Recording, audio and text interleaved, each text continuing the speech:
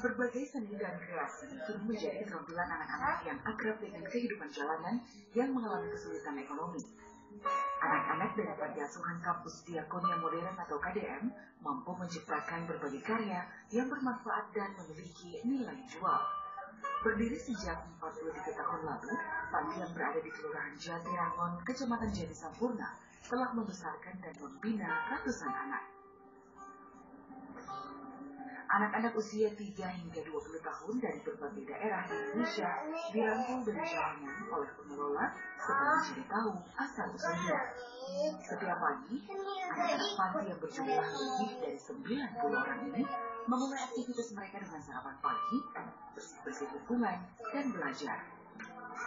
Yang menarik, setiap harinya, anak-anak panti asuhan KDM diajarkan berbagai keterampilan seperti menjahit, memasak, melukis, kesenian angklung, hingga olahraga. Ini semua dilakukan dengan tujuan untuk memberikan masa depan yang mandiri. Sultan Sinaga selaku pengelola panti menuturkan, anak-anak mendapat fasilitas sesuai dengan Undang-Undang Pengasuhan Anak, mulai dari tempat tidur, pendidikan formal, hingga latihan keterampilan untuk berkreasi. Yang tujuannya adalah mengeluarkan mereka dari jalan. Jadi kalau pendekatan yang kami lakukan, pendekatan yang holistik, kami bukan hanya menyentuh sisi akademik, tapi juga segala aspek. Makanya kami membawa mereka yang tadinya beraktivitas di jalan, keluar dari simpang jalanan, dan mereka tinggal di sini mendapatkan pengasuhan pendidikan, dan diarahkan sampai mereka tujuannya menjadi dewasa muda yang mandiri dan terampil.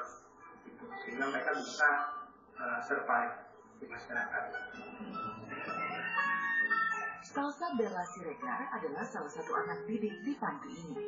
Memasuki tahun ke-10-nya tinggal di panti, Salsa sudah memiliki keterampilan membuat tas, cover tisu, dan boneka.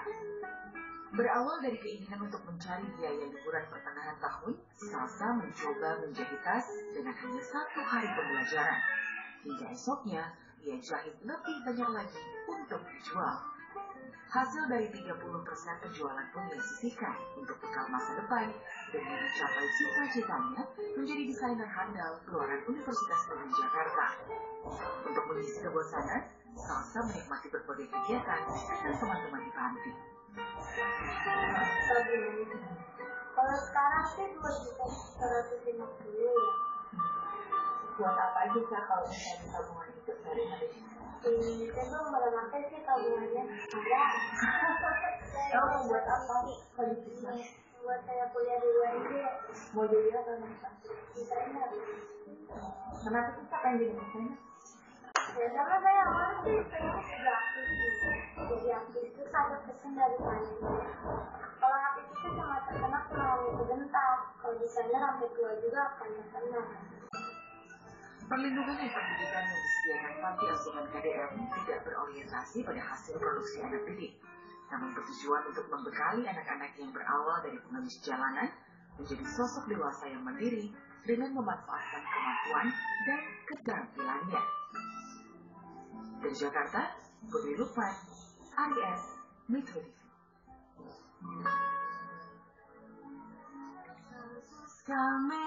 Sampai keren Jamaika Cafe deh. Betul ya. Tapi yang lebih keren lagi yaitu rekan kita Yohana Margareta yang hari ini menjadi Santa Claus. Karena Yohana Margareta datang ke Panti Asuhan KDM yang telah Anda saksikan di sana tadi. Mereka di Panti Asuhan KDM adalah anak-anak yang kurang beruntung. Tapi mereka tidak menyerah dengan keadaan. Kemudian mereka berkarya, menghasilkan sebuah karya-karya yang bernilai seni dan juga bernilai ekonomis. Dan juga untuk itu, hari ini Yohana Margareta menjadi Yohana is coming to town. Nah, bagaimana kalau kita langsung bertanya kepada Yohana Margareta. Yohana, bagaimana perayaan Natal di Panti Asuhan KDM?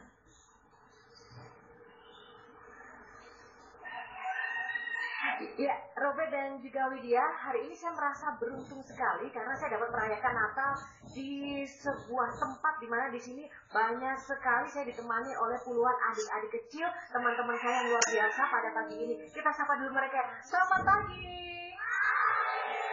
Apa kabar? Hari ini hari Natal, semuanya senang? Senang ya. Nah, anak-anak ini adalah anak-anak yang berada di Yayasan kelompok diakonia modern pemirsa. Nah, siapakah sebenarnya mereka dan kenapa saat ini saya berada di sini? Nanti saya akan tunjukkan pada Anda. Salah satunya kita buka dulu kali ini salah satu penampilan dari teman-teman yang akan menyajikan persembahan khusus buat Anda pemirsa di rumah dan juga buat kita semua. Setuju? Kita tepuk tangan dulu ya buat anak-anak yang satu.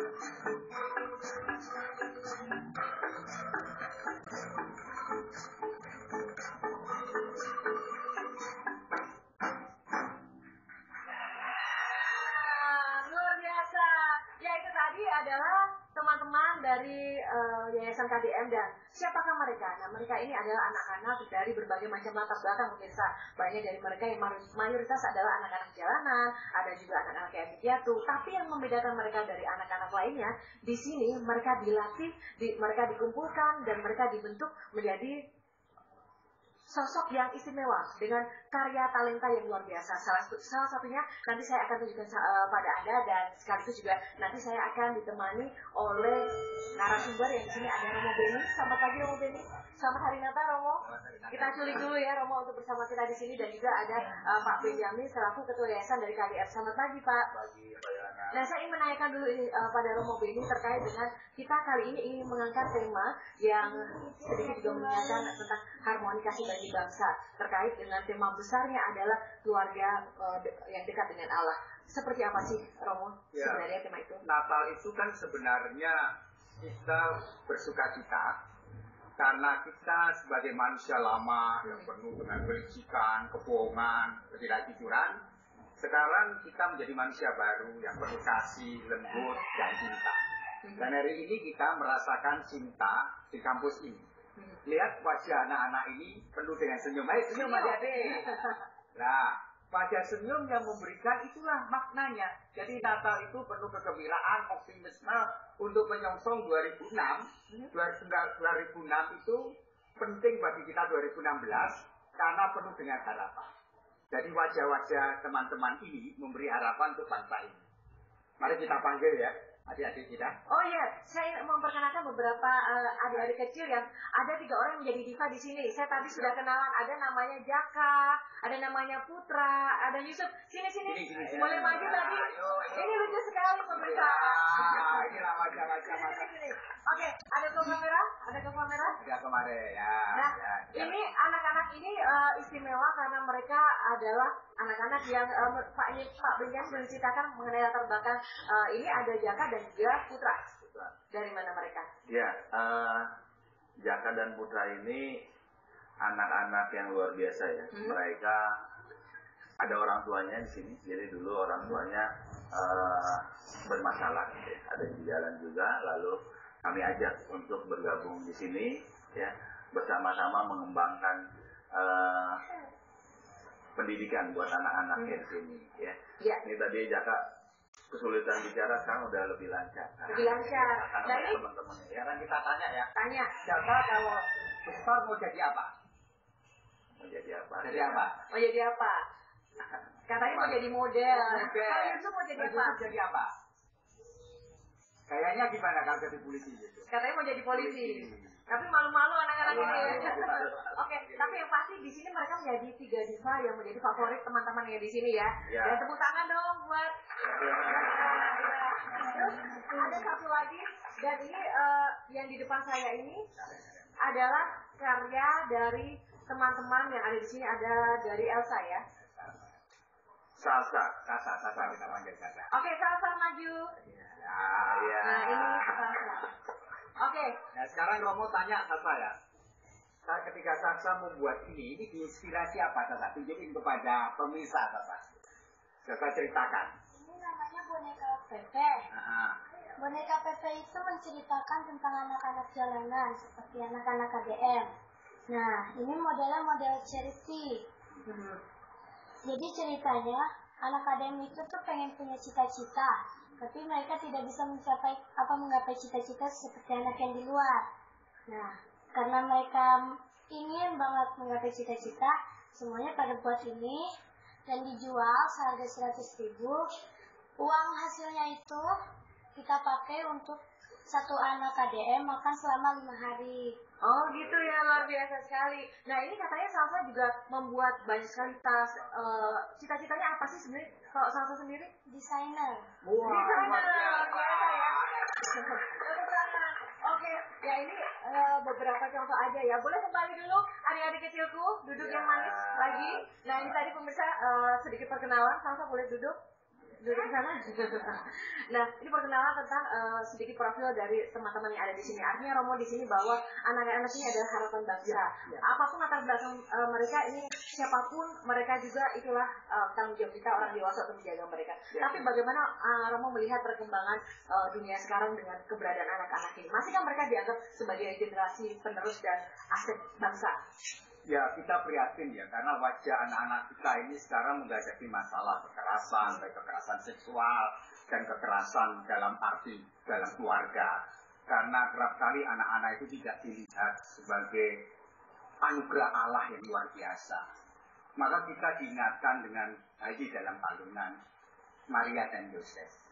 Bagaimana mereka berdua harus berjalan jauh hanya untuk menyelamatkan sang bayi itu dari sebuah keserakahan, kerakusan, dan kekerasan waktu itu, zaman pemerintahan Herodes.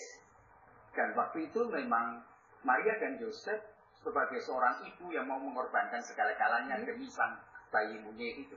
Kalau kita melihat wajah anak-anak yang penuh dengan berseri, penuh dengan senyum dan sukacita, itu kita melihat wajah Tuhan. Jadi mencintai Tuhan, jadi menyintai anak-anak berarti menyintai Tuhan. Luar biasa. Tapi kalau kita membiarkan anak-anak itu tertindas, membiarkan anak-anak itu dalam masa depan tidak punya harapan, maka kita menghina Tuhan. Maka dalam Injil diceritakan, surga itu ketika kita belajarlah dari anak-anak. Jadi kalau kita belajar dengan anak-anak kelembutan, keriangan, kegembiraan, berarti kita akan mengenal wajah Tuhan itu. Maka biarlah anak-anak itu hidup dalam dunianya. Dunia bermain, dunia cita-cita dan kegembiraan, dan tanggung jawab kita adalah bagaimana merawat, menjaga anak-anak kita agar mereka mendapatkan kasih. Ya, sedikit saja. Ini juga yang dilakukan oleh Pak Benjamin selaku Ketua Yayasan ini juga sudah mengumpulkan anak-anak. Yang menarik adalah tadi sebenarnya saya melihat ada rekan-rekan anak-anak yang ternyata bukan dari Kristen saja ya Pak ya. Bagaimana Anda kemudian mampu menyatukan mereka? Jadi KDM ini kan sebetulnya tempat belajar. Ya, tempat belajar bagi setiap kita, termasuk saya, termasuk anak-anak ini, untuk belajar hidup bersama, belajar dalam konteks yang besar. Ya, makanya namanya kampus, tempat belajar.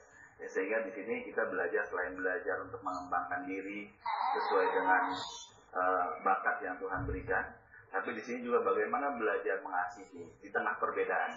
Gitu. Itu yang menarik menurut saya ya, karena salah satu nilai yang menjadi pegangan kami di sini adalah setiap orang, setiap anak itu adalah berharga dan mulia di mata Tuhan, sama seperti kita.